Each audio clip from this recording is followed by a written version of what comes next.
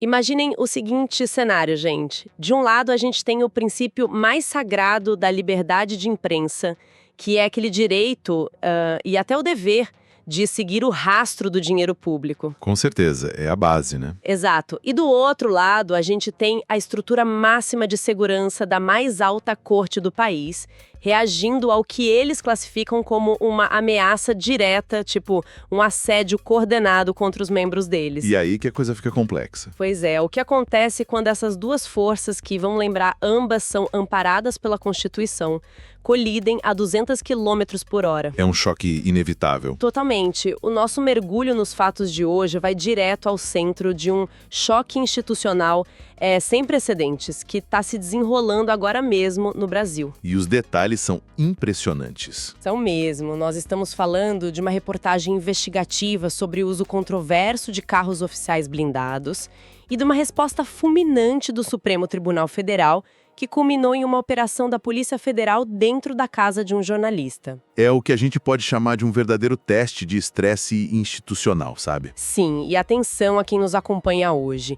Entender como o poder do Estado reage quando é colocado sob essa lupa da imprensa não é só um debate teórico para advogados. Longe disso. Isso define a transparência do nosso país, afeta a liberdade de quem noticia e, no fim das contas, altera a dinâmica da nossa democracia. Tem peritos trabalhando em equipamentos apreendidos neste exato momento. E o que sai dali, olha, pode mudar as regras do jogo completamente.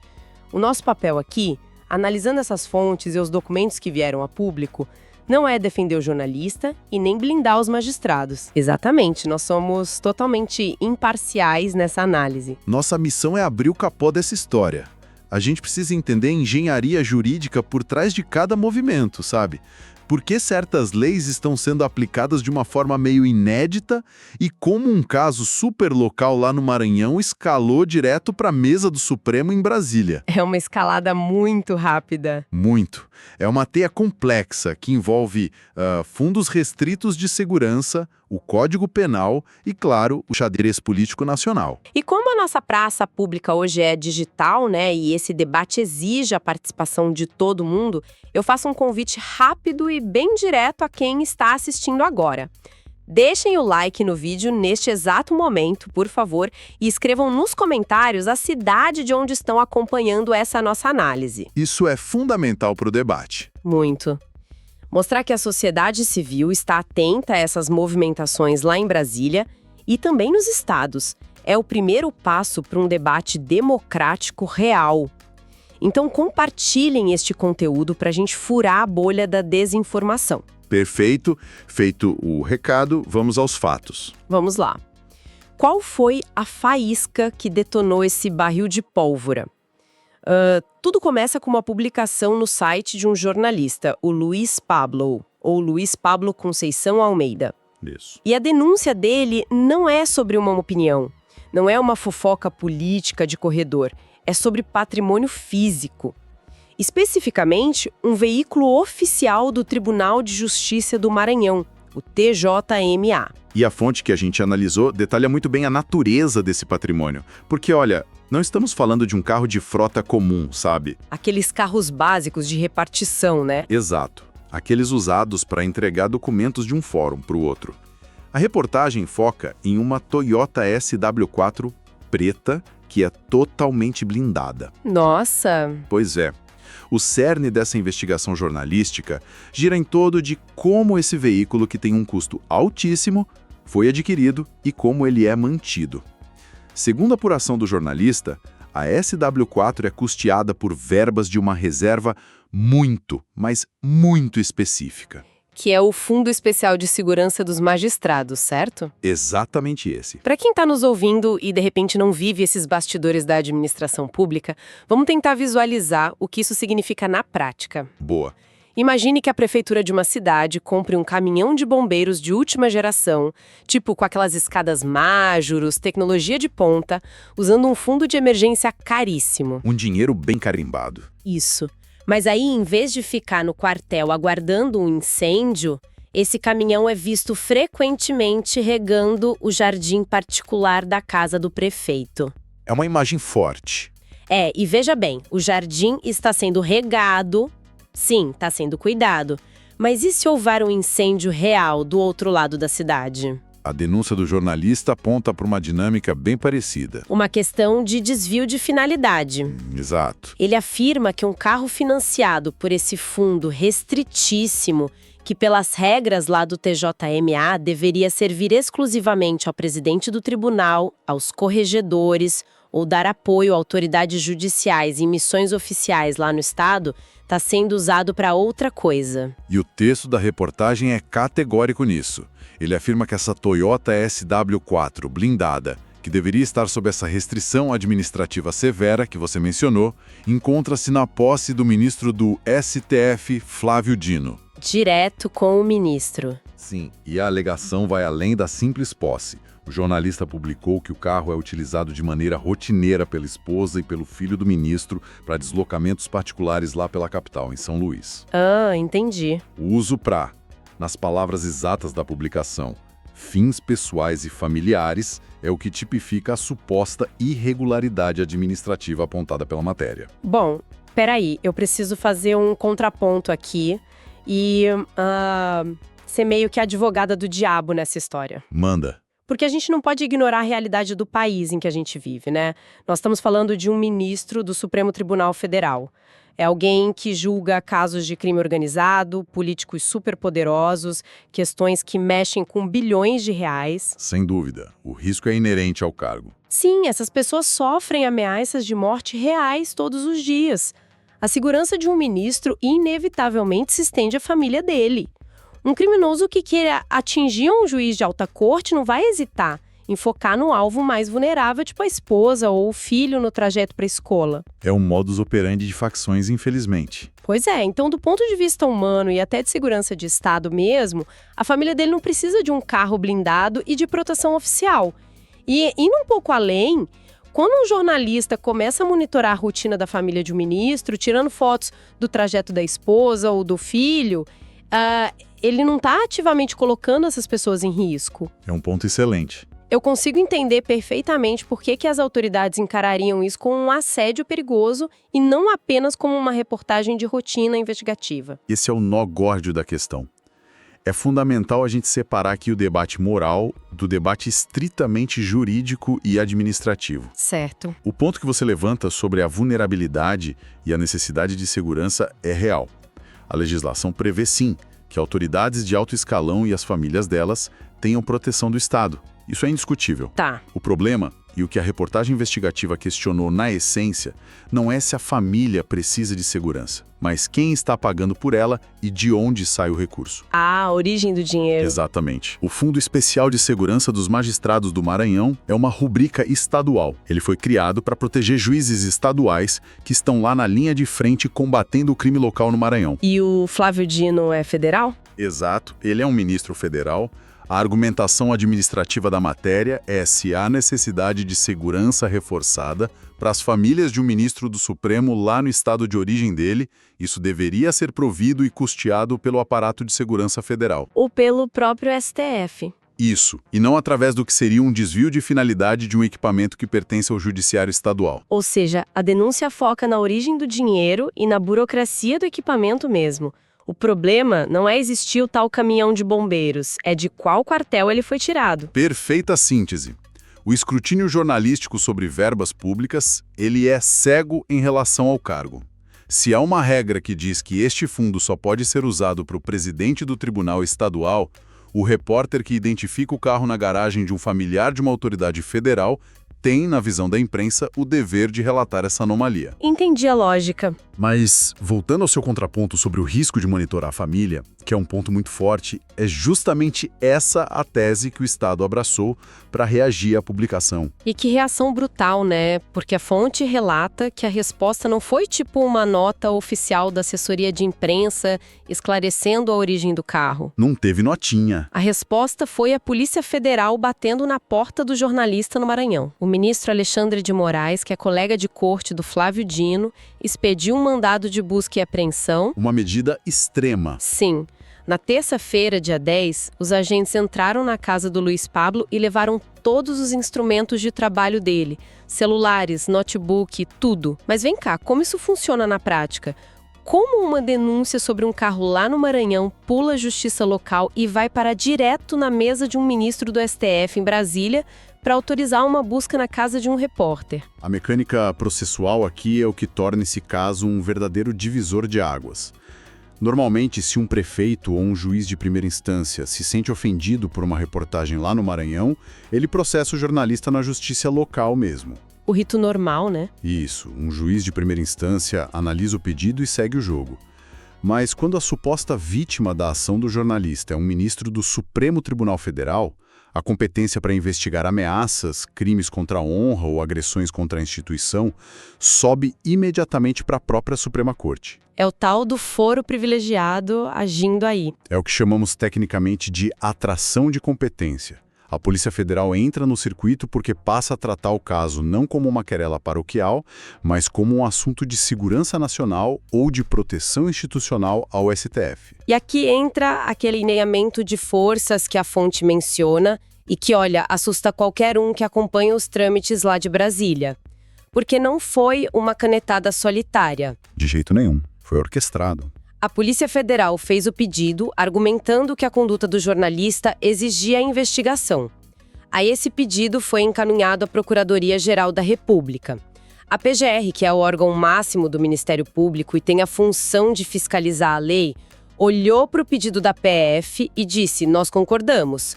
Há indícios suficientes para invadir a privacidade do jornalista. Validaram a ação.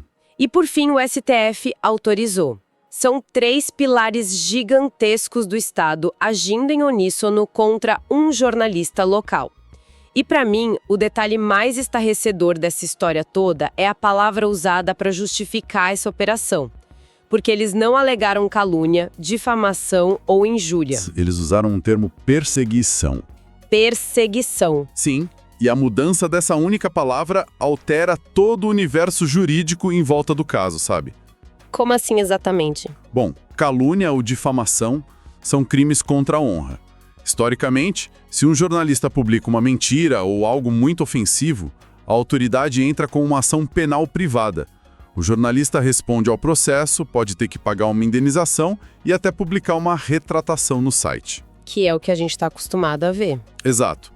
Mas o crime de perseguição, que foi introduzido recentemente no nosso Código Penal pelo artigo 147-A, que é conhecido popularmente como a Lei do Stalking. Ah, a Lei do Stalking. Essa mesmo. Ela tem uma natureza totalmente diferente. Esse crime foi criado primordialmente para proteger vítimas de violência doméstica, pessoas que são assediadas por ex-parceiros ou até figuras públicas vítimas daqueles fãs obcecados que ameaçam a integridade física e psicológica. Mas aplicar a lei de stalking ao trabalho de um repórter investigativo é um salto gigantesco, não é? Sem dúvida. Porque o trabalho do repórter é, por definição, seguir pistas, investigar rotinas para checar o uso de bem público, fazer perguntas incômodas e publicar os achados. Se o Estado decide que fiscalizar o uso de um carro público é o mesmo que stalking obsessivo, a linha entre investigação e crime simplesmente desaparece. E é aí que mora a polêmica. O argumento da Polícia Federal, ao enquadrar no crime de perseguição, baseia-se na premissa de que o método utilizado pelo jornalista ultrapassou aquela fronteira da simples coleta de dados em portais da transparência. Ele foi para a rua. Ele teria entrado no campo do monitoramento invasivo e reiterado da rotina e da privacidade da família do ministro, gerando abalo psicológico e risco de segurança. E quando o caso sai da esfera de crime contra a honra e entra em perseguição, a Polícia Federal passa a ter o amparo legal para pedir essas medidas drásticas. Como a quebra de sigilo. Exato. Quebra de sigilo, apreensão de equipamentos. Eles argumentam que precisam cessar um crime que estaria em andamento e descobrir a extensão da ameaça. Mas aqui eu trago uma observação crucial sobre os fatos que estão na nossa fonte. Se a preocupação da PF, da PGR e do STF fosse realmente interromper o abalo psicológico ou o dano à imagem do ministro e da família dele causados pela publicação, por que a reportagem do Luiz Pablo sobre a Toyota SW4 ainda está no ar? É um excelente ponto de interrogação. Qualquer pessoa com um celular agora mesmo pode acessar o site dele e ler todos os detalhes. Ver os questionamentos sobre a placa do carro, sobre o fundo do Tribunal de Justiça lá do Maranhão. As autoridades não mandaram derrubar o link. Não censuraram o texto. Eles não censuraram o texto de forma alguma. O que eles fizeram foi fisicamente tomar os computadores e os telefones do repórter. Isso me diz claramente que o objetivo primário dessa força-tarefa não é esconder a informação do público, mas sim rastrear a origem dela. Eles querem as fontes, né? A leitura tática do cenário aponta exatamente para essa direção. O confisco dos aparelhos eletrônicos não parece ser um ato de censura prévia da matéria que já está publicada, mas sim uma operação de inteligência estatal. Inteligência pesada. Na investigação criminal moderna, o aparelho celular de um repórter não é só um telefone onde ele faz ligações. É um mapa completo de relacionamentos, geolocalização e fluxo financeiro. Tem a vida inteira ali. Quando a perícia da PF espelha um celular apreendido, os agentes estão buscando metadados. Eles querem saber quem, de dentro do Tribunal de Justiça do Maranhão, repassou a informação sobre a compra da SW4 e as restrições do fundo. Isso é grave. E mais do que isso, eles buscam indícios de articulação, sabe? Será que esse jornalista está agindo sozinho, movido só pelo faro investigativo? Ou há adversários políticos locais financiando ou direcionando essas pautas para constranger um ministro do Supremo? Então a tese da perseguição serve de âncora para isso? Perfeito. A tese da perseguição ganha atração probatória se a polícia encontra mensagens indicando uma campanha coordenada de intimidação e não apenas o repasse de um furo de reportagem comum. E isso nos coloca diante de um abismo ético e constitucional enorme. Porque, veja bem, um dos pilares mais blindados da nossa democracia é justamente o sigilo da fonte jornalística. É uma garantia fundamental. O inciso 14 do artigo 5º da Constituição é super claro ao resguardar o sigilo da fonte quando é necessário ao exercício profissional. Quando a Polícia Federal leva o computador de um jornalista, todo esse sigilo é quebrado na hora. Todas as fontes daquele repórter, não só sobre o caso da SW4, mas sobre qualquer outra corrupção local que ele estivesse investigando, caem direto nas mãos do Estado. E isso cria um efeito paralisante, o que no direito chamam de chilling effect, na imprensa inteira. Totalmente paralisante. Se analisarmos os impactos institucionais a partir de agora, o precedente que está sendo forjado é monumental. O jornalismo regional, aquele que é feito por repórteres em cidades menores e capitais bem distantes dos grandes centros de poder, é historicamente o responsável por descobrir os maiores escândalos envolvendo o tipo diárias fantasmas, uso irregular de frotas e desvio de verbas locais. São eles que estão lá na ponta, né? Exato. Esses repórteres dependem quase exclusivamente de servidores públicos, que confiam no sigilo para denunciar essas irregularidades. Se a mensagem que o sistema de justiça envia for, olha, se você investigar bens públicos que toquem mesmo que tangencialmente em autoridades de Brasília, a PF pode entrar na sua casa com base na lei de stalking e expor todos os seus contatos. O fluxo de denúncia seca imediatamente. Na hora. Nenhum whistleblower, nenhum informante vai querer correr o risco de repassar documentos. E o suspense em torno dos próximos dias é gigantesco. Pensem na dimensão disso, gente. Os peritos estão agora mesmo debruçados sobre a vida digital do Luiz Pablo. A extração dos dados já aconteceu ou está em andamento nesse exato momento. O conteúdo que eles encontrarem vai ser analisado pela Polícia Federal, que com certeza fará um relatório detalhado. E esse relatório vai direto para a mesa da Procuradoria-Geral da República. Exato. E aí, se a PGR olhar para essas mensagens e disser, olha, não há quadrilha, não há financiamento oculto, é apenas um jornalista conversando com fontes indignadas com o uso do carro, o que o Supremo Tribunal Federal faz? Devolve os aparelhos com pedido de desculpas. O dano à operação do site já foi feito, a intimidação já aconteceu. É um ponto. Mas, por outro lado, o cenário se inverte drasticamente se a Polícia Federal encontrar planilhas de pagamento não declaradas, ligações com grupos criminosos locais ou provas cabais de que houve um esquema encomendado para monitorar fisicamente e ameaçar a família do ministro sob o disfarce de matéria jornalística. Aí a história é outra. Completamente. Se socorrer, a narrativa muda de ataque à liberdade de imprensa para desmantelamento de milícia digital. O peso das provas que a PF vai produzir e, fundamentalmente, a transparência com que essas provas serão apresentadas à sociedade ditarão o nível de legitimidade de toda essa operação autorizada pelo ministro Alexandre de Moraes. É um campo minado, né, onde qualquer passo em falso de qualquer uma das partes explode a credibilidade institucional do país. Nós estamos observando a jurisprudência sendo escrita em tempo real, no momento de altíssima tensão política. E é por isso que vamos organizar tudo o que a gente abordou aqui, deixando os fatos cristalinos para a nossa audiência. Maravilha, vamos ao resumo. O estopim foi a publicação do repórter Luiz Pablo sobre uma Toyota SW4 blindada que pertence ao TJAMA. A matéria documenta que o veículo foi adquirido com recursos do Fundo Especial de Segurança dos Magistrados, um cofre bem restrito, e que, contrariando as normativas de uso exclusivo por altas autoridades do Tribunal Estadual, estaria sendo utilizado cotidianamente pela esposa e pelo filho do ministro do STF, Flávio Dino, para fins particulares lá em São Luís. Em resposta à denúncia e ao monitoramento, o aparato estatal não se valeu dos caminhos civis de resposta ou processos de difamação comuns. O caso foi alçado diretamente ao STF. Um salto enorme. Sim. O ministro Alexandre de Moraes, após manifestação favorável da PGR e a pedido da Polícia Federal, expediu um mandado de busca e apreensão. A operação entrou na residência do jornalista e recolheu celulares e computador sobre a fundamentação legal de que o escrutínio sobre a rotina da família da autoridade caracterizava o crime de perseguição. O stalking. Isso.